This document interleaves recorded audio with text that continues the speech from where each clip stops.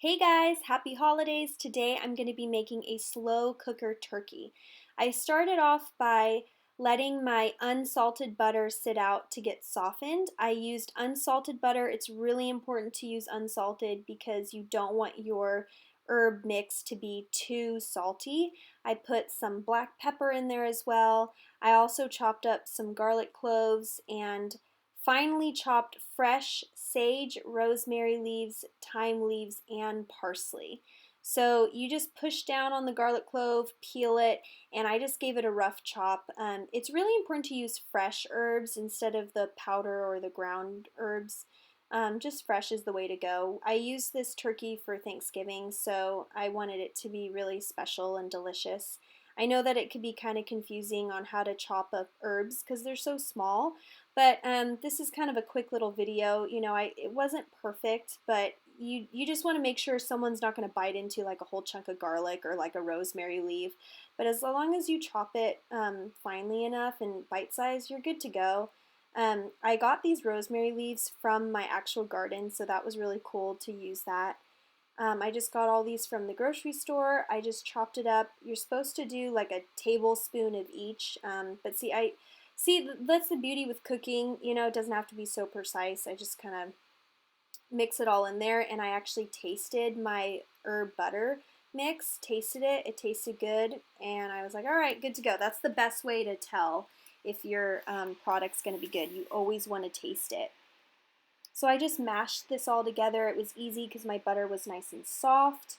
And I'm going to lift the skin of the turkey with a spoon to loosen it up, and you kind of just have to move your hand around underneath. It is gross, but it does the job. I just spread the herb butter all over the turkey and underneath it. I used a 7-pound turkey breast. So it's a full turkey, but there's no legs or thighs. And it was 7 pounds, which was good enough for our family because there's only 10 of us. And we were still able to use a lot of leftovers for turkey soup. So it worked out great. So I'm just going to put this in the slow cooker for, it says 6 hours. I did it for 5 hours and it was 165 degrees inner temp. So it was fully cooked at 5 hours on low in my slow cooker. You just want to make sure that your turkey will fit into your slow cooker. Figure out what type of slow cooker you have, your size, and make sure your turkey will fit into your slow cooker. And I love this because you get it prepared in the morning and you let it cook all day, so at dinner time you're ready to go. You don't have to worry about anything else. You can focus on your sides and your other food product that you're going to be making for dinner. So, and I let this marinate all night, and then in the morning I woke up at 5 a.m.